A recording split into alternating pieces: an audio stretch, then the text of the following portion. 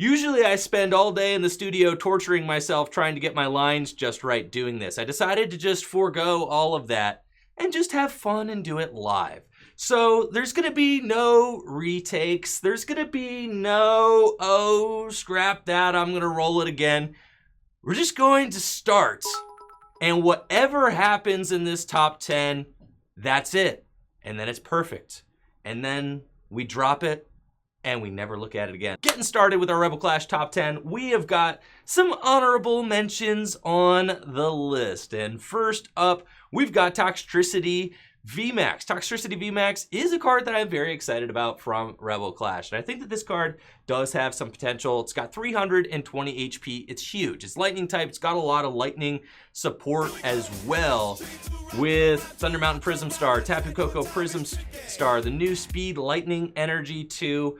It's got a lot to love about it. The new Bolton V, Pikarom. Lightning's in a very good place right now. So I think that Toxtricity definitely inherits some of that. It's got a huge attack for 2 lightning and a colorless. G-Max Riot, 160 plus 80 more damage if your opponent's active Pokemon is poisoned. I think that the thing that Toxtricity kind of suffers from is that the strategy is very linear. Toxtricity has to somehow poison the defending Pokemon in order to inflict more damage. That being said, Toxtricity is capable of hitting some insanely large numbers with the help of poison, with the help of electro power. I think that this card is solid at doing what it is built to do, which is deal a lot of damage and have a lot of hit points.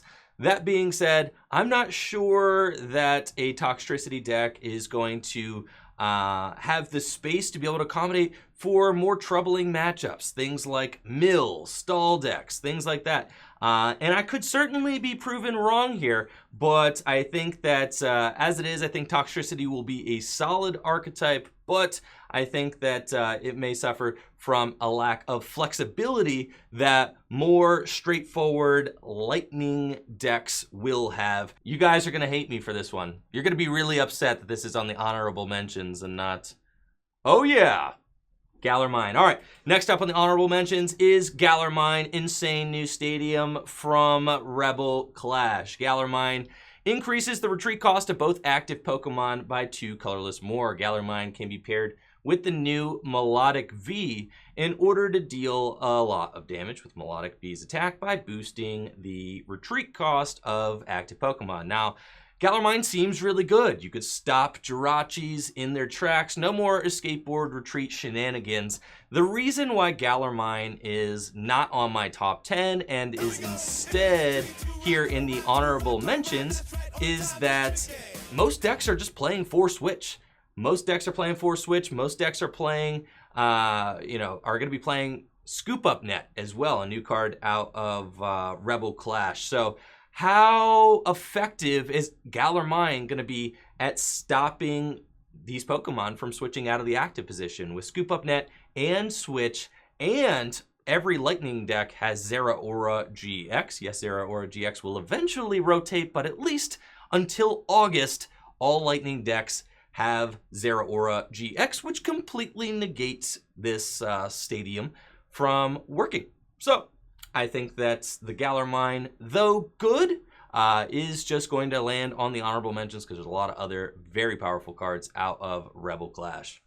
Next honorable mention, Copperage VMAX. Copperage VMAX is just huge. It's a gigantic Pokemon. It's a 340 hit point VMAX with 2 powerful attacks. It's metal type. Its first attack, Dangerous Nose, 2 metal and a colorless, does 100 damage plus 100 more damage if your opponent's active Pokemon's a basic Pokemon. So 200 damage to a basic for 3 energy. If you're boosted by Arceus, Dialga, and Palkia, it's 230 damage, which is conveniently enough to knock out Zacian V's. And then G-Max Hammer for 3 metal and a colorless, does 240 damage. I think that when thinking about this card, I just have to compare it to Zacian V. Zacian V is the quintessential metal Pokemon right now. It's the quintessential metal attacker. Anytime you're using Metal Saucer to accelerate energy onto a Pokemon that's not Zacian V, you kind of have to ask yourself why.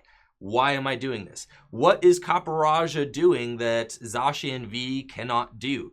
And I mean, the main draw of Caparajah V is that it's got 340 HP, but it's worth 3 prizes. I think that this format is going to start to move towards a 2-hit KO format, and Zacian V already does a pretty good job of only giving up 2 prizes while also many times being 2-hit KO'd. So I think that, you know, Caparajah VMAX does generally get 2-hit KO'd by a Zacian V. I think that Zacian V is still just going to be the top dog, if you will, for metal Pokemon. And I think that Caparajah VMAX could have its day in the sun. Certainly has the support there. You've got both Lucario and Melmetal Tag Team GX, as well as you know, Arceus Dialga and Palkia GX, both able to pair well with Caparajah VMAX. But being an evolved Pokemon, it does take a little bit more setup than just slapping a Zacian down and using Intrepid Sword. So I think that Zacian takes the place for me over Caparajah VMAX, and that's why Caparajah VMAX is an honorable mention. Melodic V. All right, Melodic V. After getting my hands on with this deck and trying it out a little bit, I think that Melodic V, though powerful with its Aqua Impact attack compared with Galar Mine, can deal a lot of damage, can be disruptive, but Melodic V has a hard time boosting the retreat cost of evolved Pokemon because Absol from Team Up doesn't work on evolved Pokemon.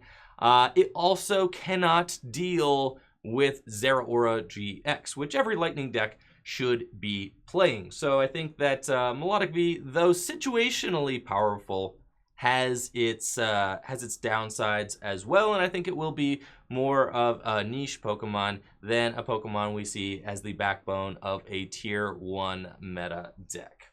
Turffield Stadium. I think this card is incredible. The ability to just search out an Evolution Grass Pokemon instantly is free. Free search is always good. But I think that grass decks just are going to have a hard time for the foreseeable future. So long as Unbroken Bonds is just still in the legal category of things, Fire-type Pokemon are always just going to be so good. And Weakness Guard energy is not enough to help because these Fire decks just have an unlimited damage ceiling as well. So not only are the grass decks just weak to Fire decks, right? You're weak to Blacephalon GX. You're weak to Blacephalon from Unbroken Bonds.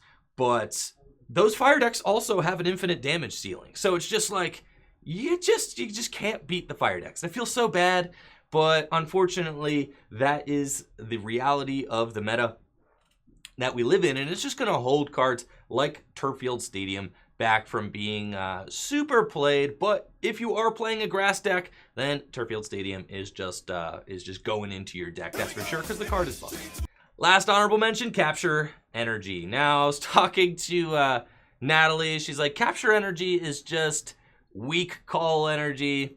It's true, okay? It's not exactly as good as Call Energy. It only gets you 1, right? It only gets you 1 Pokemon out of the deck. It's not that good. Colorless. I mean, free search is always good. That's why it's here on the honorable mentions. But, you know, you kind of are pigeonholed into these turns that it's useful, right? It's only really useful on the first turn of the game.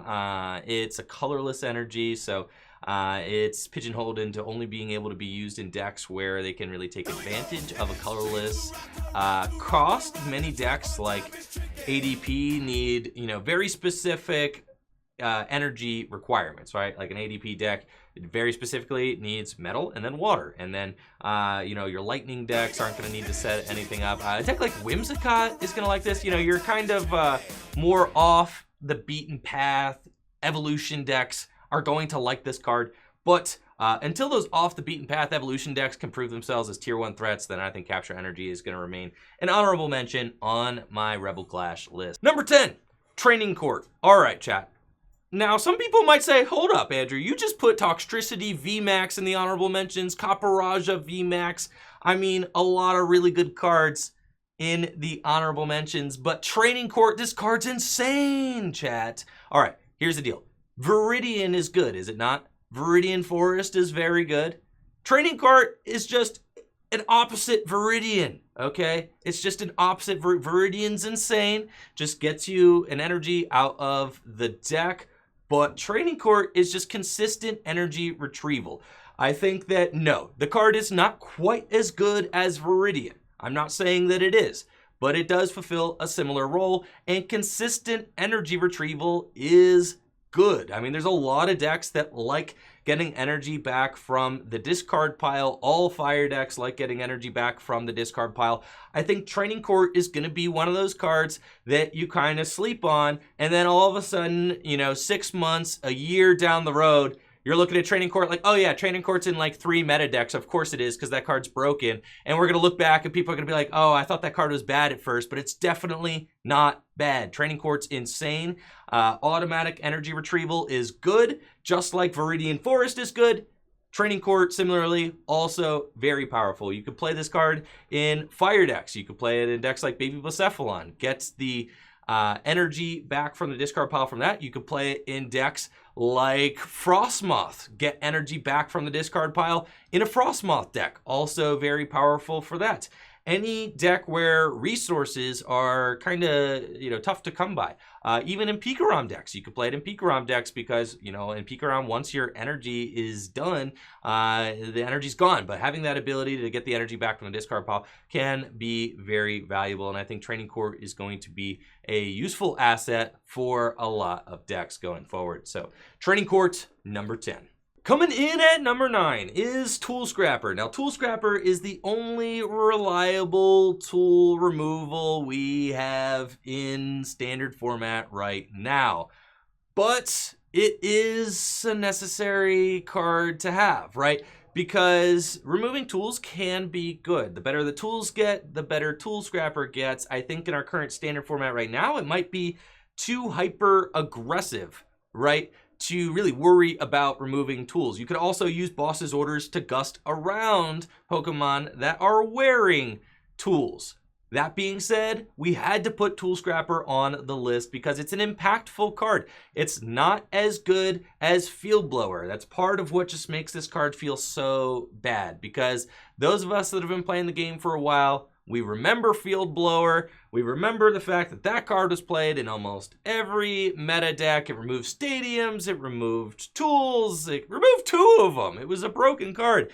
And now we've got Tool Scrapper, right? Which allows you to choose up to 2 Pokemon tools attached to, you know, either yours or your opponent's Pokemon and remove them. But Tool Scrapper is also being released in the same format as Boss's Orders. And Boss's Orders allows you to get that automatic gust. So will decks accommodate for tools by playing Tool Scrapper? I think that part of what made Tool Scrapper better in formats past was that Tool Scrapper was always paired in a format with Garbodor, right? There was always Garbotoxin, Garbodor to worry about. So you just played a couple copies of Tool Scrapper because you needed to be able to remove those float stones from Garbotoxin Garbodor, right? And that was like an extremely useful effect for your deck to have. You really wanted to be able to combat that ability lock. So you had to play Tool Scrapper. But in this format, we do not have an equivalent. There is no Garbotoxin Garbodor to worry about. It's just the odd escape board, most of which, you know, decks are only playing 1, maybe 2. There's maybe the odd frying pan you could get rid of if there is a, you know, if there's a metal frying pan on a Zacian, maybe, and your deck only hits exact numbers on Zacian, then maybe you'll want to play a Tool Scrapper or so.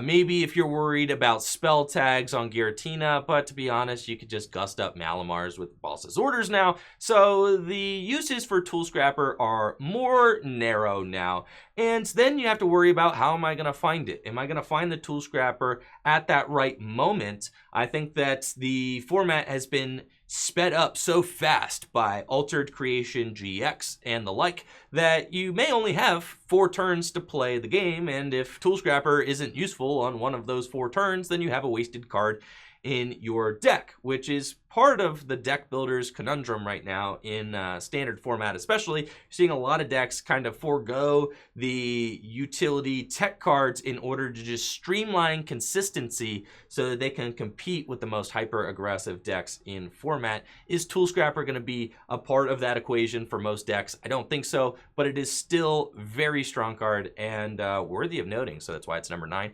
on our top 10 list. Number 8 on my top 10 cards from Rebel Clash is Horror Psychic Energy. It is a powerful card, pairs with one of the best cards from Rebel Clash, Dragapult VMAX, and just deals residual damage throughout the game as long as this card is attached to a Pokemon that provides Psychic Energy. If the Psychic Pokemon this card is attached to is in the active spot, it's damaged by an opponent's attack. Even if it's knocked out, put 2 damage counters on the attacking Pokemon. It's like a Rocky Helmet effect, but in the form of an energy, which is really good because you're going to want to attach an energy for turn anyway. There's not a lot of special energy hate in the format right now, so there's actually not a lot of downside to playing a special energy on your Pokemon. In formats past, you had to worry about Enhanced Hammer, you had to worry about maybe decks playing an increasingly high amount of Faba and things like that.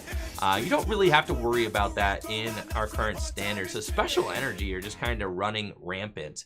You can get away with playing high counts of special energy on your Pokemon, and there's not really that many decks that are looking to try and remove them. So Horror Psychic Energy pairs very well with Psychic decks that are already trying to lean into that snipe residual damage strategy, especially Dragapult VMAX, which does 130 damage to the active, 5 damage counters spread to the bench.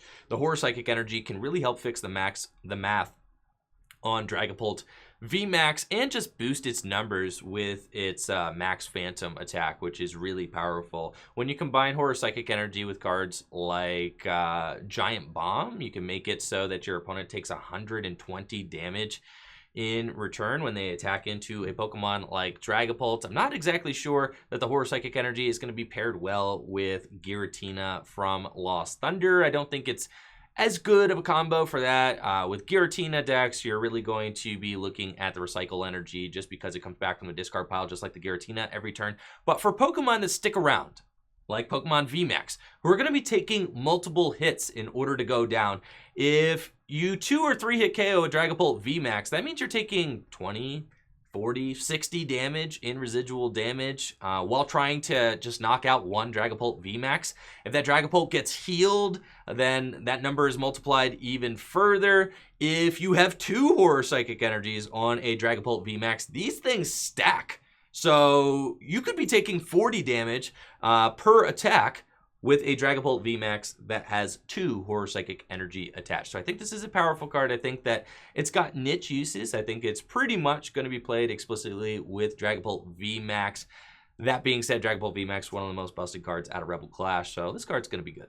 The other energy, Speed Lightning Energy. At number 7, when you attach this card from your hand to a lightning Pokemon, you draw 2 cards. Speed Lightning Energy is so good, chat.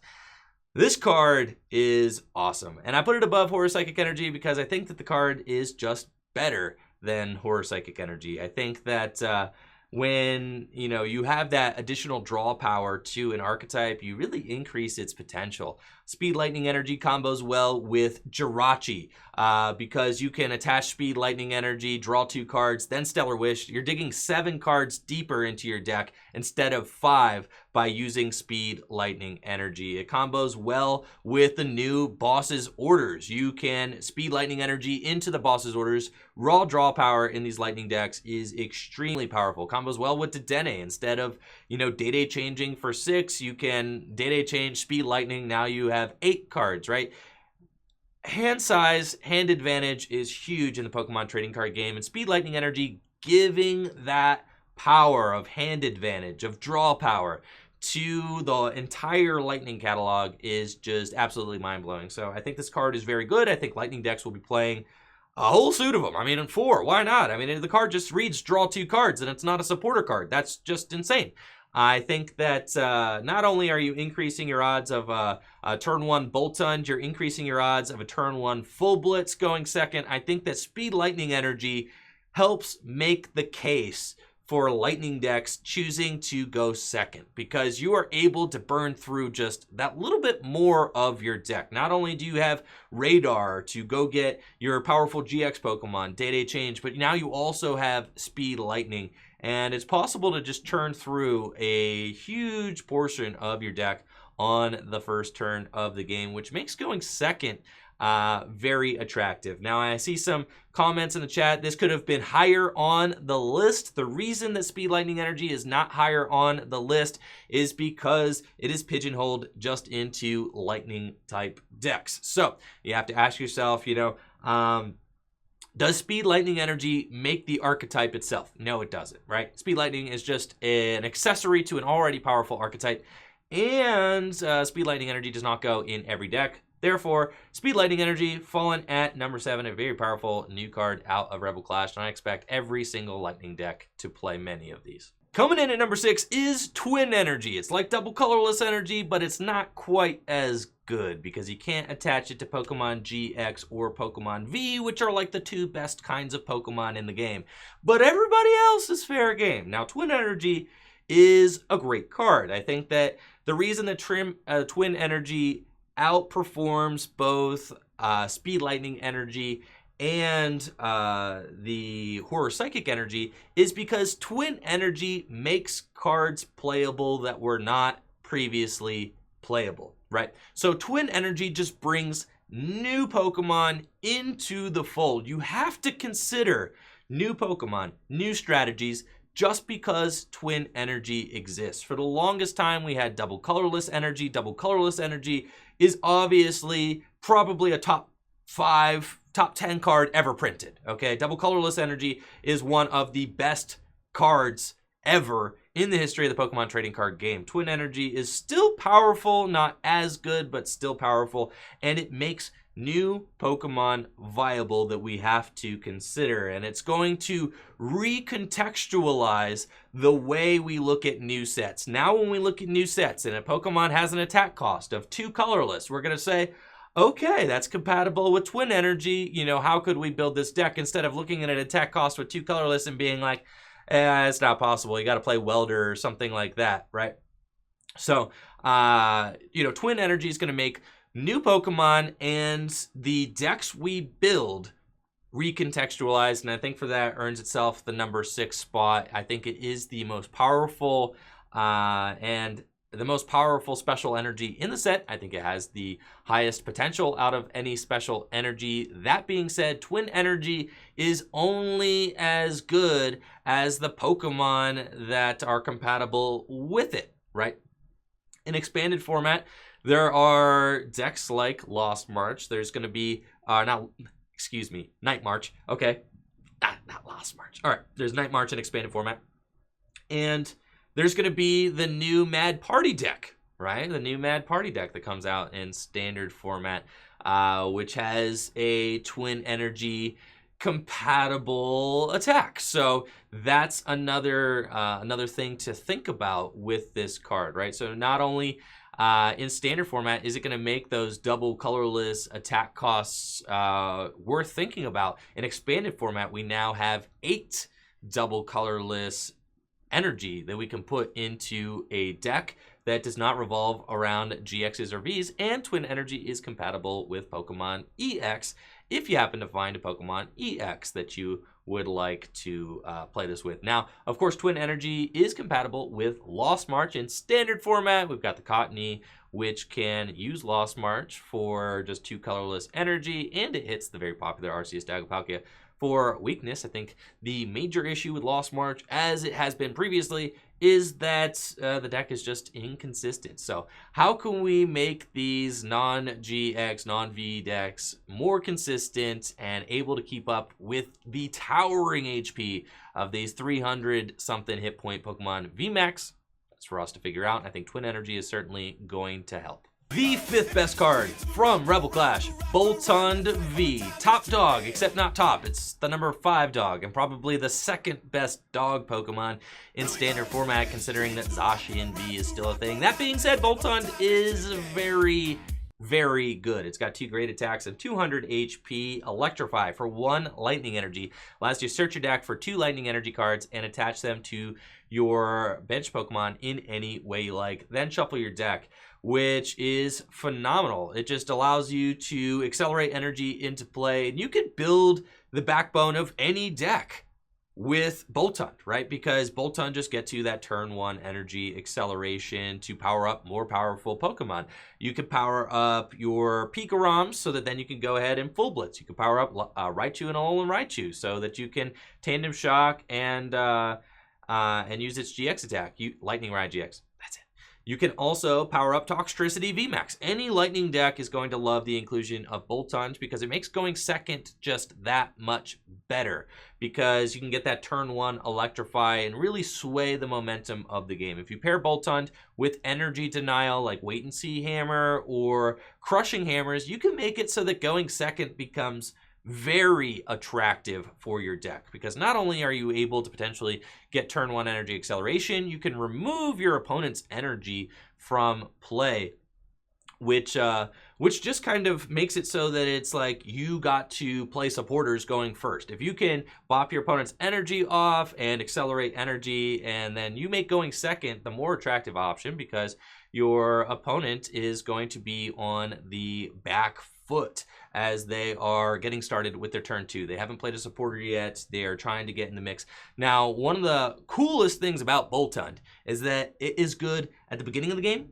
with Electrify. It's also phenomenal at the end of the game with Bolt Storm, and those 2 attacks just combo perfectly together. You can Electrify to accelerate 2 lightning energy cards from your deck to your bench Pokemon. Then once you've flooded your field with energy, you can Electrify into a full blitz. Now you've got a bunch of energy in play, and Bolt Storm is that one-hit KO attack for lightning decks now. Bolt Storm does 30 more damage for each lightning energy attached to all of your Pokemon, including the energy on Bolton. So if you've got 8 energy in play, you're going to be dealing 250 damage base, and getting 8 energy into play is not the hardest thing to do, considering that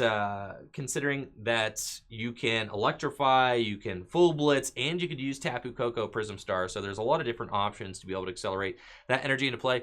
And even if you're dealing like base 250, base 220, right? Then you can use Electro Powers to boost that damage output even further and reach upwards of 320 and so on and so forth.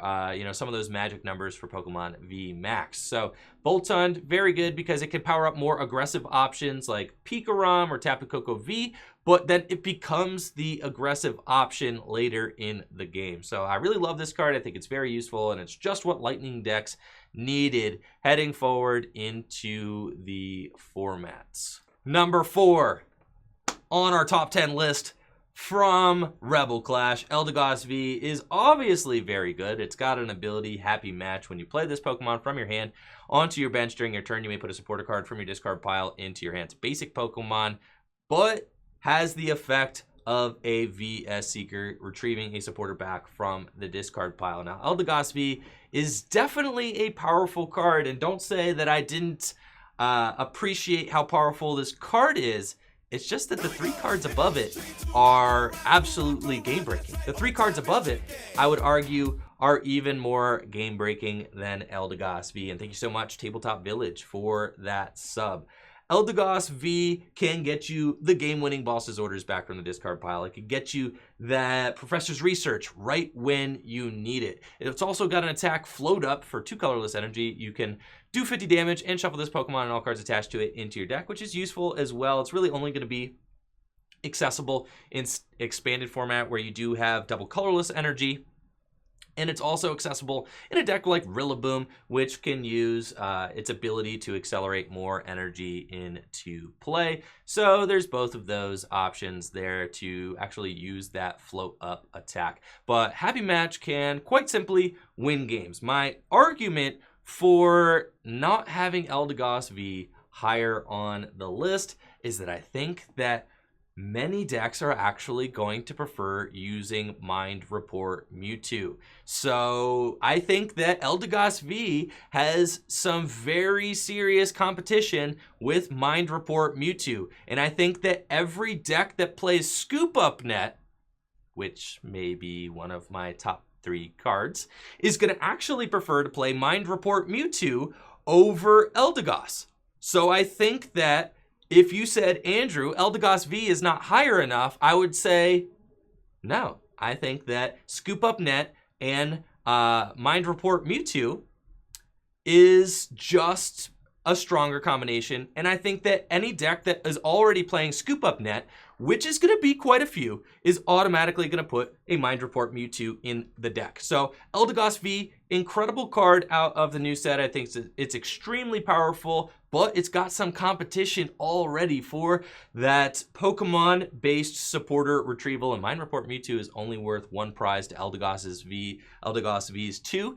And the fact that Eldegoss cannot be reused right now. There's no easy way to pick up the Eldegoss V. It's just a one-of supporter retrieval, where Mind Report Mewtwo, you can reuse that over and over again with your Scoop Up Net. So Eldegoss V, definitely a powerful card. It's going to be played in a number of decks, which is why it's number 4 on our top 10 list from Rebel Clash. Dragapult VMAX. This is the most hyped card out of the most hyped Pokemon out of the set, and for good reason. It's a massive VMAX Pokemon, 320 HP, 2 incredible attacks. First attack, Shred for 1 Psychic Energy, does 60 damage, and is not affected by any effects on your opponent's active Pokemon. So Shred is nice. It can go through any sort of blockade ability, things like that that your opponent might have.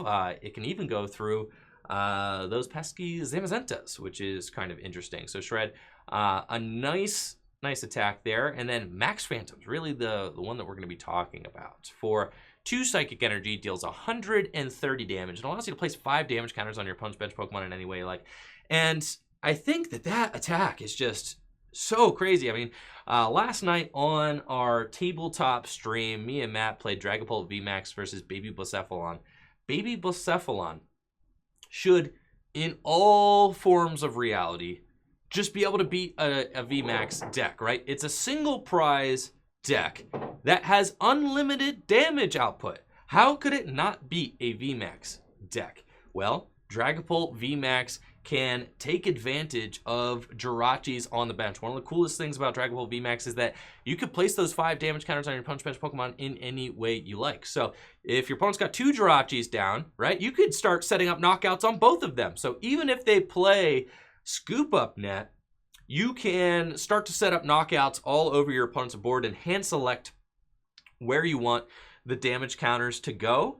And with Boss's Orders now in the format, you can gust around certain Pokemon that maybe you don't want to hit into, so that you can set up your math to be just right and be able to target down these threats in the way that makes the most sense with your Pokemon. So not only is this card incredible, it also has access to the new Horror Psychic Energy, which was also on our top 10 list. It also has access to cards like Giant Bomb. When paired with Giant Bomb, Dragapult VMAX can punish you with even more damage counters placed when you hit into the Dragapult. It can be paired with cards like Mallow and Lana. You can glance off hits very easily, make it so that your Dragapults last even longer. While Forbidden Light is legal, you could pair your Dragapult VMAX with Malamar. I think that Malamar is a strong asset while it's around for Dragapult VMAX, because it can allow you to stream your Dragapults even if they do get knocked out. It also takes a little bit of pressure off of your energy attachment every turn. So I think that, having the entire Malamar engine at your disposal as well is extremely powerful. The card is crazy because not only can it compete with the biggest tag team decks or the biggest VMAX decks, it can also compete with those hyper-aggressive non-GX, non-VMAX decks like Baby Blacephalon. Dragapult VMAX is going to single-handedly make certain archetypes, I think, unplayable. If you look at Lost March, every Pokemon's got less than 60 hit points. If you are playing a deck and most of your Pokemon got less than 60 hit points, you're straight up gonna be having a bad time, okay? Because Dragapult VMAX snipes 5 damage counters. Mew from Unbroken Bonds does not stop it. There's no sort of, you know, bench protection available, okay? There's some people in chat are going to say, about, oh, what about my Sky Stadium or whatever, Sky Tower or whatever that stadium is that never gets played. Yeah, well, there's stadiums. You just bop it out of play, and then you just carry forth, you know, knocking your opponent's Pokemon out left and right on the bench. And then there's also the fact that you can pair this thing with Galarian Zigzagoon, right? Galarian Zigzagoon can deal even more damage to your opponent's bench Pokemon so that you can fix that 5 damage counters to get there to the perfect 6. And thank you so much in the chat. Yes, it is Sky Pillar was the stadium that I was thinking of. Yes, Sky Pillar is not going to stop this thing. And the Galarian Zigzagoon you can pair with Scoop Up Net. And you can use Galarian Zigzagoon, Scoop Up Net, Galarian Zigzagoon again, and kind of get the same feeling that you would have from playing Crobat G. For those of you guys that have been playing all the way since the Diamond and Pearl era, you'll remember Crobat G, right? With the Poketurn, right? It's like the same thing, Scoop Up Net, but with Galarian Zigzagoon, except the Scoop Up Net can be used on any Pokemon, not just Team Galactic Pokemon or whatever it was back in the Platinum era. So I think that that combo is going to be very powerful, and I think that Dragapult VMAX is certainly going to be a force to be reckoned with in our upcoming standard format. Not exactly sure about expanded. Dragapult's got its work cut out for it in expanded formats since it's weak to Dark, and Turbo Dark is one of the most explosive decks in expanded formats. So standard is going to be Dragapult's wheelhouse, and I think that Dragapult is going to have a very good time there. Scoop Up Net, number 2 on our top 10 cards from Rebel Clash. You put one Pokemon that is not a Pokemon V or a Pokemon GX into your hand. You discard all attached cards. Scoop Up Net is just item-based Pokemon retrieval. Gets it back from the field, puts it into your hand. We've already talked about many of the cards that Scoop Up Net jives well with. First of all, Stellar Wish Jirachi, which is confirmed going to be around for at least another year, as rotation was just announced, and it's going to be Team Up on. So, Stellar Wish Jirachi, love it or hate it, we got at least another year of Stellar Wishing happening. Scoop Up Net makes it so that you can Stellar Wish to your heart's content, really. I mean, you can Stellar Wish in the active, you can Scoop Up Net into a new Jirachi, Stellar Wish with that one. You can put your Jirachi that you just scoop upped back down onto the bench, maybe retreat with an escape board and Stellar Wish with that same Jirachi over again, because with Scoop Up Net, once you put a Pokemon back into your hands, then all effects on that Pokemon have been cleared. So you could Stellar Wish with the same Jirachi multiple times in the same turn with Scoop Up Net, and that kind of explosiveness is very good. Also, Scoop Up Net makes it so that you can clear the Jirachis off of your bench, which is also very valuable. So when you're playing against a deck like Dragapult VMAX, you're going to want to Stellar Wish, then you're going to want to bounce the Pokemon back up to your hand so that it doesn't get sniped by the Dragapult VMAX's max phantom attack. So Scoop Up Net, I think, is not only going to be a powerful asset for reusing Pokemon's abilities, but it also is going to be a powerful option for being able to clear your own bench and get different liabilities off of your bench to make it so that your board position is more powerful going forward into the game, especially against decks like Dragapult VMAX that are going to want to take advantage of your smaller Pokemon. Jirachi's not the only card that combos well with Scoop Up Net. We've also got Mind Report Mewtwo, which I think is going to emerge as a more popular supporter retrieval card than your Eldegoss V. Mind Report Mewtwo takes a supporter card from the discard pile and puts it onto the top of the deck, and with Scoop Up Net you can reuse that Mind Report Mewtwo multiple times throughout the game, which I think is just crazy. Welder decks are going to love Mind Report Mewtwo, being able to put welders back onto the top of the deck. Boss's Orders combos very well with Mind Report Mewtwo, putting Boss's Orders back on top of the deck so that you could draw into its next turn, or the same turn. The Mind Report Mewtwo works in a number of ways. You could put a supporter back onto the top of the deck, and you can use the Primate Wisdom Oranguru to trade a card in your hand for that card that you put on top of your deck. You can also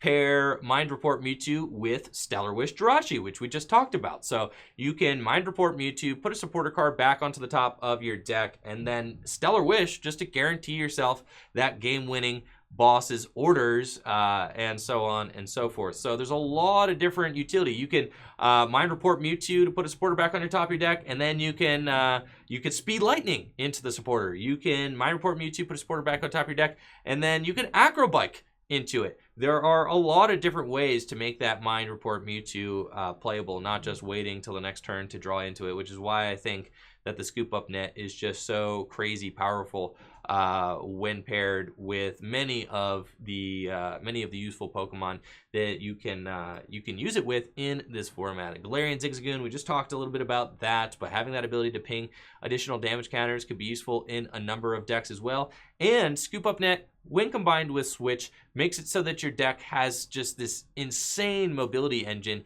So cards like Team Up Absol are just not going to be as effective as they used to be, because Team Up Absol used to just make it so that your Pokemon had to pay one more. It made it so a skateboard was not as useful in helping Jirachi to retreat.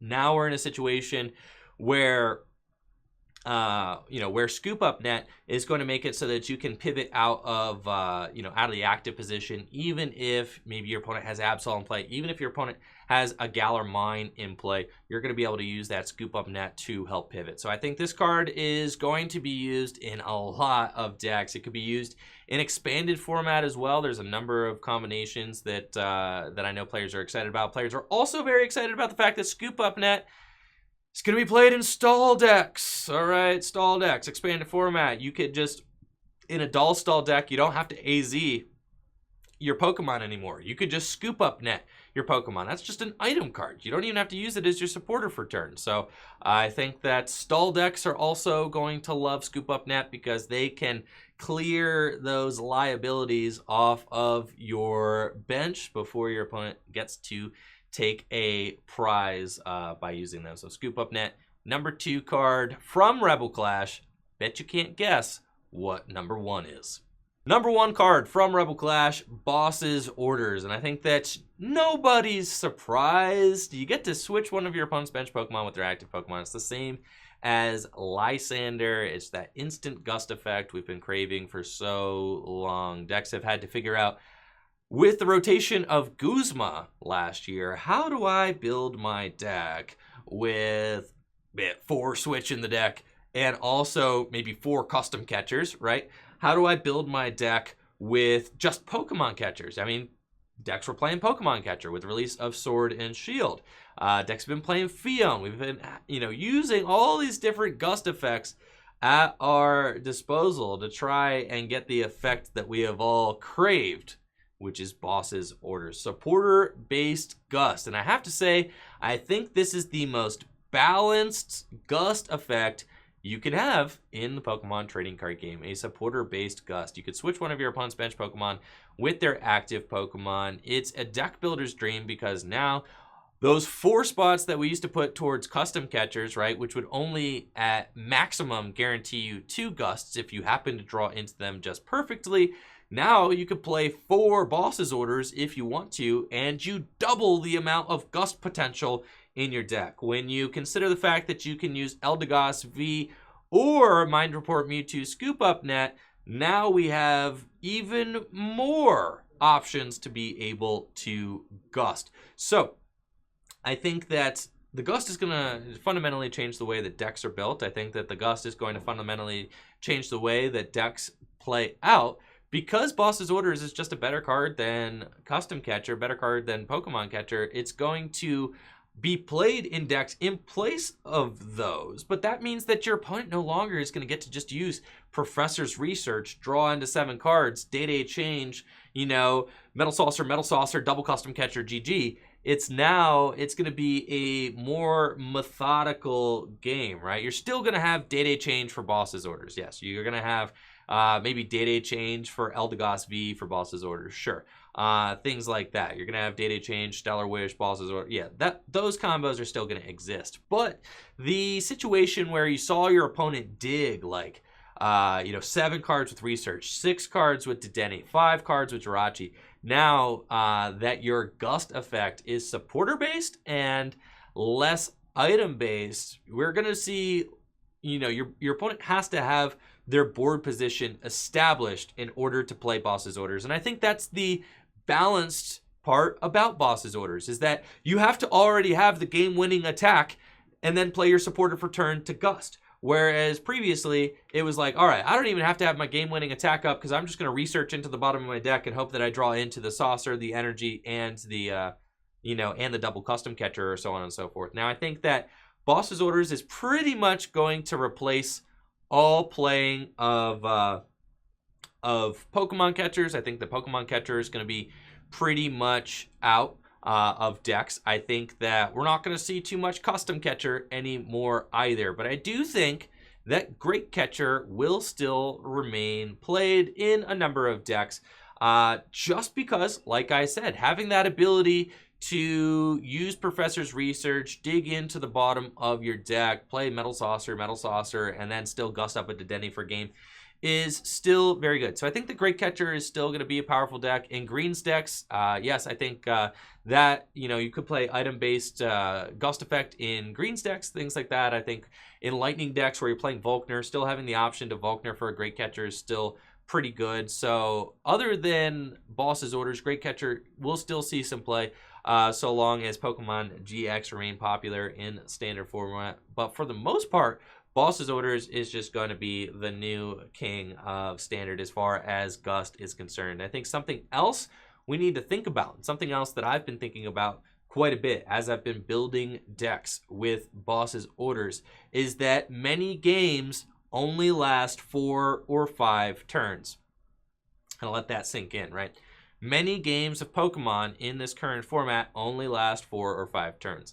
How many supporters are you playing in your deck? We're playing 4 Research, maybe a few Marnie, maybe some Volkners, right? And then also 4 Boss's Orders.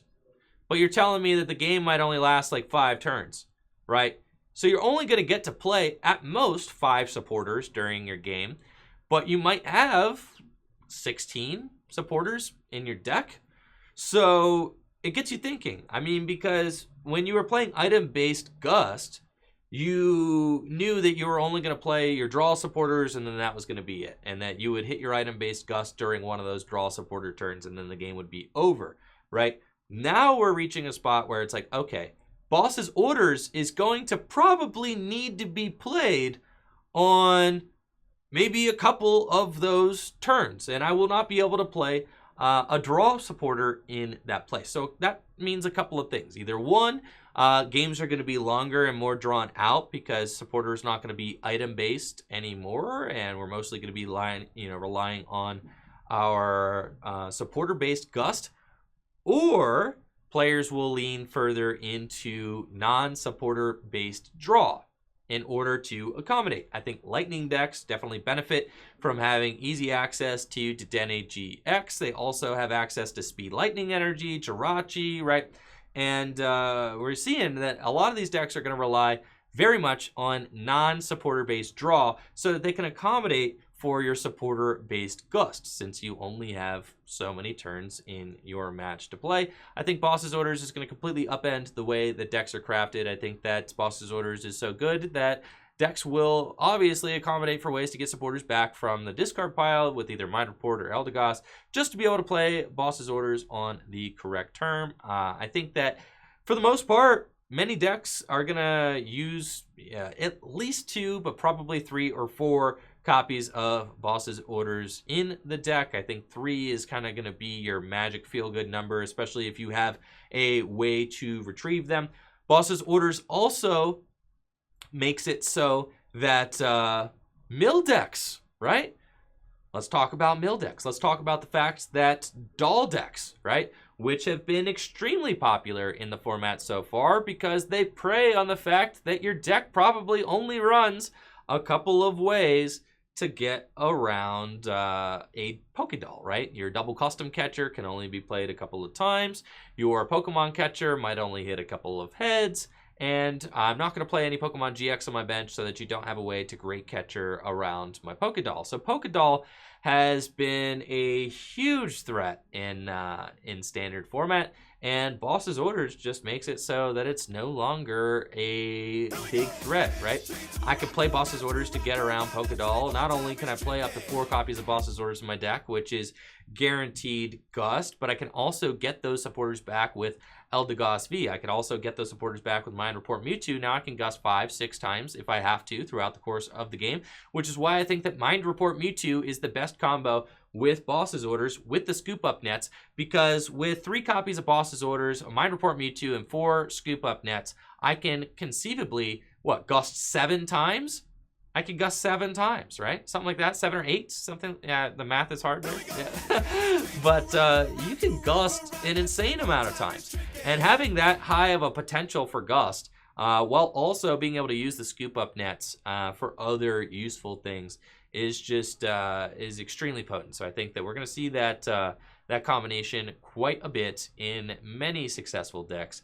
Now with Boss's Orders coming out, I think that your traditional Cinccino mill that we are used to with dolls is going to fall by the wayside. We're not going to see as much of that anymore, but control decks are not dead. So if you're thinking that all control is out the window with Boss's Orders, that is just not going to be the case. And I'm sorry to ruin any dreams there. Control players, I guarantee you, will find a way to play around Boss's Orders. There's also like a Florigist, right? There's a fairy deck, the Doll Stall deck. Florigist can keep getting dolls back, and then there's like a fairy Pokemon that makes it so that your supporter cards don't affect your bench fairy Pokemon. So there are different versions of Stall that I think will emerge as a result of Boss's Orders being released. If there's anything that you have to know about control players, is that they will adapt to the meta, and control decks will adapt most certainly with the release of Boss's Orders. But if you were sick of Cinccino Mill, Boss's Orders is thankfully going to save us from getting stuck with dolls in the active that we can't get around for the foreseeable future. And that's it for our top 10 cards from Rebel Clash. Thank you guys all so much for the viewership while we do this. This was fun. It's my first time ever doing a top 10 live, and it was fun. I think I just do it like this from now on.